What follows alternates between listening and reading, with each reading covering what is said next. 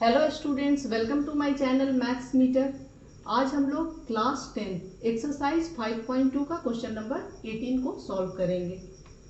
Question आपका ये है, the sum of the fourth and eighth term of an AP is 24 and the sum of the sixth and 10th term is 44।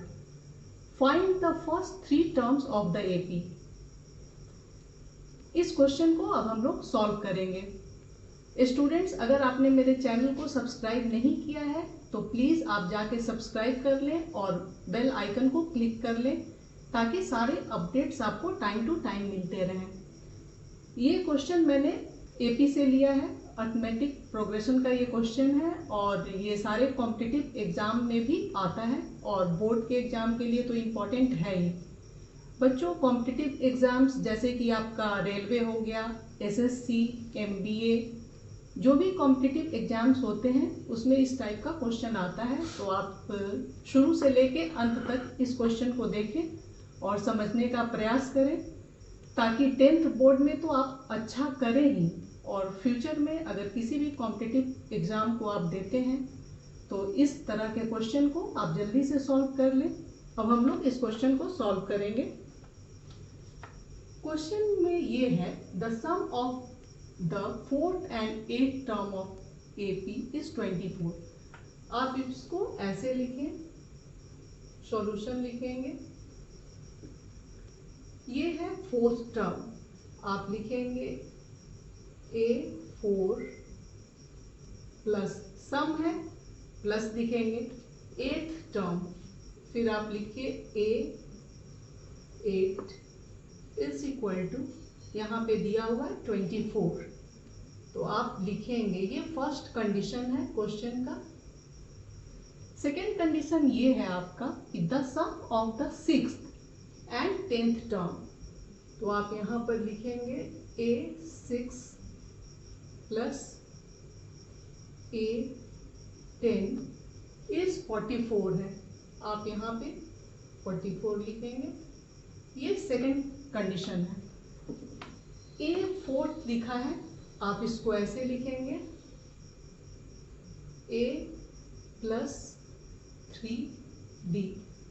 पिछले video में भी मैंने इसको बताया है, आप पिछले वीडियो में जाके देखें और समझें। जब भी 4 रहेगा हम A प्लस 3D लिखेंगे, फोर्थ टर्म जो होगा उसको A प्लस 3D लिखेंगे। अब ये 8th टर्म है आपका, तो आप लिखेंगे, ये प्लस की साइन है, प्लस हो गया A प्लस 7D। 8 है तो 7 हो जाएगा, 4 है तो 3 हो जाएगा, इज इक्वल टू 24। आप इस तरह लिख दें। ये A4 है, 4 जो है आपका N है, N में से 1 माइनस करेंगे तो यहाँ हम 3D लिखेंगे। उसी तरह A8 8th टर्म है, यानी कि N जो है आपका 8 है, 8 में से 1 माइनस करेंगे, यहाँ 7D हो जाएगा। इस तरह आप लिखेंगे। अब हम इसको सॉल्व करेंगे। ये A प्लस A है तो 2A हो जाएगा, यहाँ आप लिखें 2A, 3D प्लस 7D, ये आपका हो जाएगा 10D इज इक्वल टू 24। 2 और ये 10 दोनों 2 से डिविजिबल है, आप कॉमन ले लीजिए, कॉमन 2 लेंगे, ये 2 यहाँ आ गया, ये 1 प्लस 10 है, 2 5 जा 10, यहाँ 5 लिखेंगे, is equal to 24 as it is आप ले लेंगे। यहाँ 2 है और ये 24 है, ये आप कैंसिल कर सकते हैं, 2 1 जा 2 और ये 2 1 जा 2, 2 2 जा 4। इस तरह आपका जो फर्स्ट इक्वेशन बना A plus 5D is equal to 12। Question में भी पूछा गया है कि find the first three terms. 3 terms को निकालने के लिए पहले आपको A और D को फाइंड करना होगा, इसलिए आपको इस तरह क्वेश्चन को सॉल्व करना होगा। तो ये हमारा फर्स्ट इक्वेशन हो गया। और सेकेंड कंडीशन ये है आपका A6 है, दैट मीन्स कि n जो है आपका 6 है, n में से 1 माइनस करेंगे 5 हो जाएगा। आप यहाँ लिखेंगे a प्लस 5d, ये प्लस की साइन है, प्लस हो जाएगा a 10th टर्म, यानी कि n जो है आपका 10 है, 10 में से 1 माइनस करेंगे तो 9d हो जाएगा। आप यहाँ पर लिखेंगे a plus 9d is equal to 44 है। आप यहाँ लिखें a और a प्लस a 2a हो जाएगा, 2a लिखेंगे, और 5d प्लस 9d है, ये 14d हो जाएगा इज इक्वल टू 44 हो गया। इसमें भी आप कॉमन ले सकते हैं, 2 है और 14 है, 2 के टेबल में 2 भी आता है 14 भी आता है, तो 2 बाहर ले लेंगे, कॉमन ले लिया मैंने, ये a हो गया।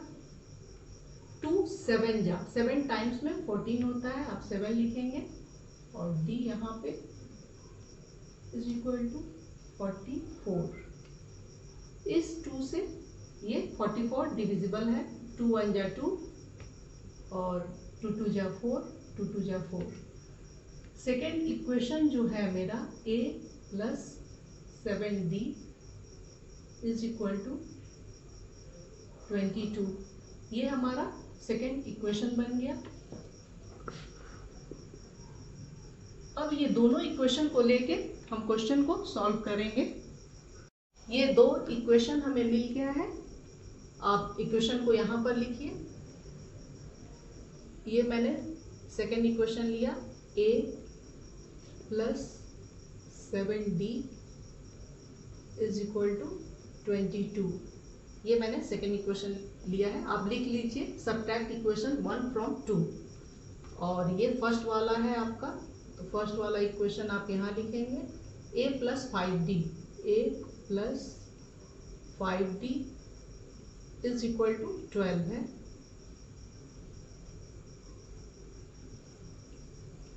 ये दो इक्वेशन हमें मिल गया है, ये साइमल्टेनियस इक्वेशन है और हम इसे एलिमिनेशन मेथड से सॉल्व करेंगे।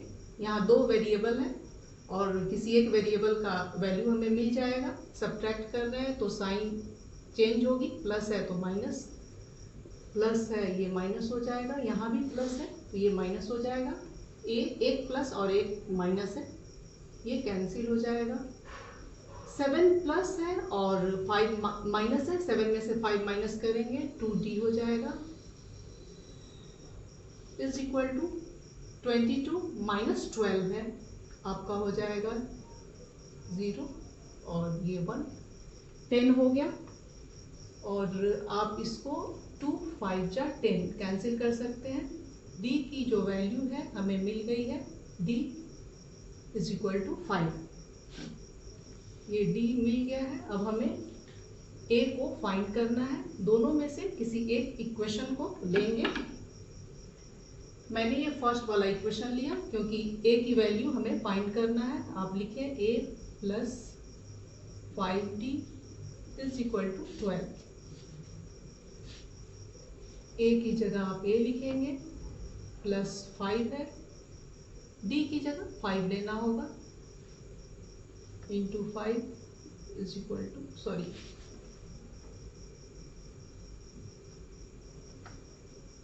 d की जगह हमें 5 लिखना है, यहाँ 5 लिखेंगे इज इक्वल टू 12। आप a यहीं पे रहने दें, 12 माइनस 5 इंटू 5 25, ये प्लस है, इधर लेके जाएंगे माइनस हो जाएगा, माइनस 25। a का वैल्यू जो है प्लस है और माइनस है, हमें सब्ट्रैक्ट करना होगा। 25 में से 12 माइनस करेंगे 13 हो जाएगा। बड़े नंबर की साइन लगती है, यहाँ पे माइनस ये लिखेंगे। इस तरह हमें a भी मिल गया है, a की वैल्यू जो है -13 आई है, और d भी हमें मिल गया है। अब हम आगे इसको सॉल्व करेंगे क्योंकि हमें फर्स्ट 3 टर्म्स को लेना है। फर्स्ट 3 टर्म्स को लेना है तो फर्स्ट टर्म जो होता है ए होता है, फर्स्ट टर्म ए होता है। 3 टर्म लेना है तो फर्स्ट टर्म ए हो गया, सेकेंड टर्म जो होगा ए प्लस डी, थर्ड टर्म को लिखेंगे ए प्लस 2d। आपको फाइंड करना है 3 टर्म को। ए फर्स्ट टर्म है, यहाँ पे आप लिखेंगे -13। सेकेंड टर्म ए प्लस डी है, -13 और d प्लस 5 जो है, 13 में से आप 5 माइनस करेंगे, -8 आ जाएगा। आप यहाँ पे लिखिए -8। डायरेक्ट भी आप लिख सकते हैं और या तो मैंने इस तरह बताया उस तरह भी आप लिख सकते हैं। a प्लस 2d है, a आपका -13 है प्लस 2d, d 5 है, 5 इंटू 2 10 हो गया। एक प्लस है एक माइनस है, 13 में से 10 माइनस करेंगे -3 होगा, बड़े वाले नंबर की साइन लगती है, तो ये -3 हो जाएगा। इस तरह आपके एपी के 3 टर्म मिल गए हैं। फर्स्ट टर्म -13, सेकेंड टर्म -8 और ये थर्ड टर्म जो है -3 है। आप डायरेक्ट भी लिख सकते हैं या फिर सॉल्व करके भी लिख सकते हैं। स्टूडेंट, आप इस क्वेश्चन को अच्छी तरह से समझ गए होंगे। अब हम लोग नेक्स्ट क्वेश्चन को सॉल्व करेंगे। हम लोग क्वेश्चन नंबर 19 को सॉल्व करेंगे, जो कि मैंने एनसीईआरटी के बुक से लिया है और एक्सरसाइज 5.2 है। क्वेश्चन ये है, Subba Rao started work in 1995 at an annual salary of ₹5,000 and received an increment of ₹200 each year. In which year did his income reach ₹7,000? बच्चों, इस क्वेश्चन में ये बताया गया है कि सुब्बा राव ने अपने काम को स्टार्ट किया 1995 में और उनकी जो एनुअल सैलरी थी वो 5,000 रुपीज़ थी और हर ईयर, हर साल पे ₹200 उनका इंक्रीमेंट होता था। 200 रुपया बढ़ता था प्रत्येक ईयर में और पूरे साल की जो सैलरी थी वो 5,000 थी। इस क्वेश्चन में ये फाइंड करना है कि इन विच ईयर, कौन से ईयर में उनका इनकम जो है, सुब्बा राव का इनकम 7,000 हो गया। तो इसमें आपको यही फाइंड करना है कि किस ईयर में उनकी इनकम जो है 5,000 से 7,000 हो गई। तो इसको सॉल्यूशन सबसे पहले हम ये लिखेंगे, सॉल्यूशन लिखेंगे सैलरी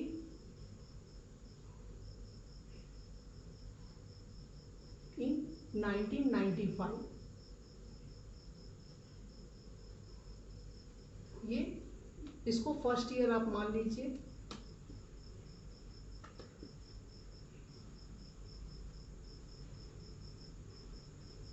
₹5,000 मिला।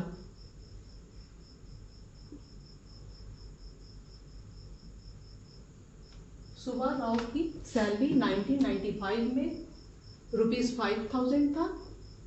फिर सेकेंड ईयर में, यानी कि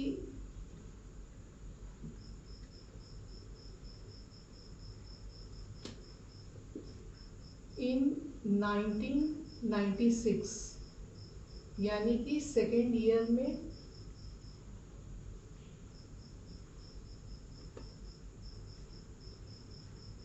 ₹200 बढ़ गया। तो 5,000 में आप 200 को प्लस कर देंगे तो हो जाएगा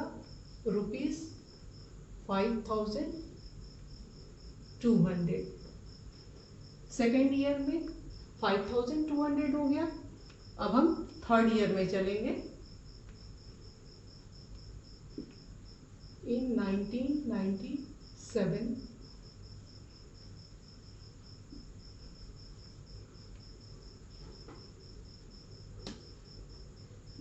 इसमें फिर हम ₹200 को ऐड कर देंगे क्योंकि हर एक साल 200 रुपया बढ़ रहा है। 200 रुपया ऐड करेंगे 200, तो ये 5400 हो जाएगा,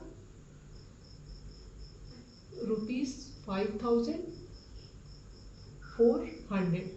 तो इस तरह एपी की सीरीज ये बन गई है और इसमें आपको एएन दिया हुआ है। एएन जो है आपका एनएफ टर्म जो है ₹7000 है। लिखिए, आप इस तरह भी लिख सकते हैं,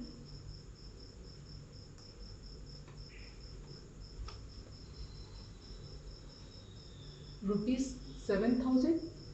और एन आपको फाइंड करना है, क्योंकि यहां बोला गया है इन विच ईयर, कौन से ईयर में। एन हमें फाइंड करना है। ए हम फर्स्ट टर्म को बोलते हैं और ये एपी की सीरीज बन गई है। फर्स्ट टर्म जो है आपका 5000 है, तो यहां हम 5000 लिखेंगे, ₹5000। और डी जो है कॉमन डिफरेंस जिसे हम बोलते हैं,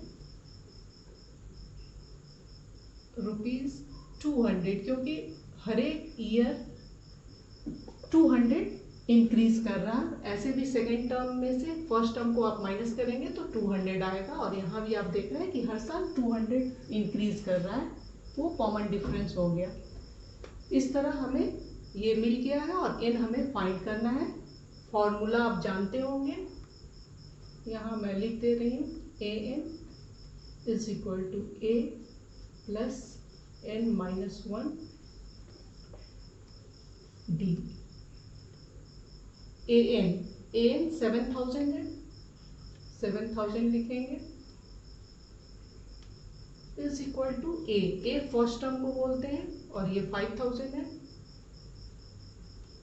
यहाँ पे 5000 लिखें, प्लस n हमें फाइंड करना है, n लिखेंगे -1 D 200 है, 200 लिखिए। यहाँ पे प्लस है, इधर आप लेके आएंगे माइनस हो जाएगा, तब हम लिखेंगे 7000 minus 5000 is equal to n-1,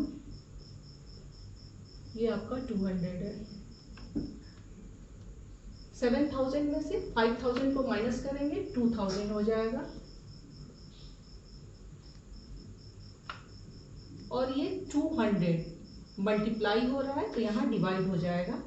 आप यहाँ पे 200 लिखें, इज इक्वल टू n-1, ये 200 नीचे आ गया, इससे आप कैंसिल करें, 1 0 से 1 0, ये 0 से ये 0, और 2 1 जा 2 और ये 0, 20 है, 2 से आप करेंगे तो ये होगा आपका।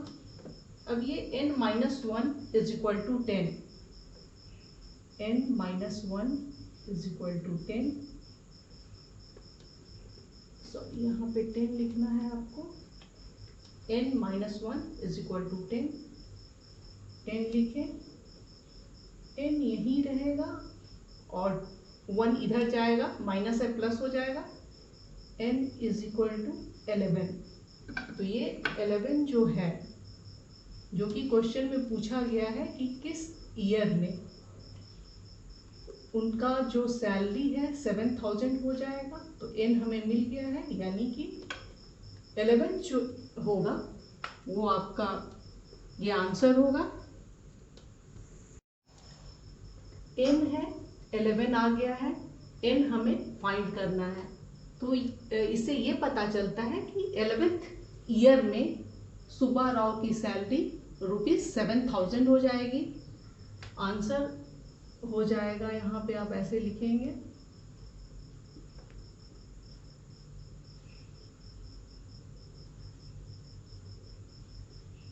तो इस तरह इस क्वेश्चन को हम सॉल्व करेंगे और 11th ईयर में सैलरी 7000 हो जाएगी। आई होप स्टूडेंट आपको ये क्वेश्चन अच्छी तरह से समझ में आ गया होगा, और ये सारे क्वेश्चन कॉम्पिटिटिव एग्जाम के लिए तो इम्पोर्टेंट है ही, और बोर्ड के एग्जाम के लिए भी बहुत ही इम्पोर्टेंट है। प्लीज़ आप मेरे वीडियो को लाइक करें, शेयर करें और सब्सक्राइब करना ना भूलें। Thank you.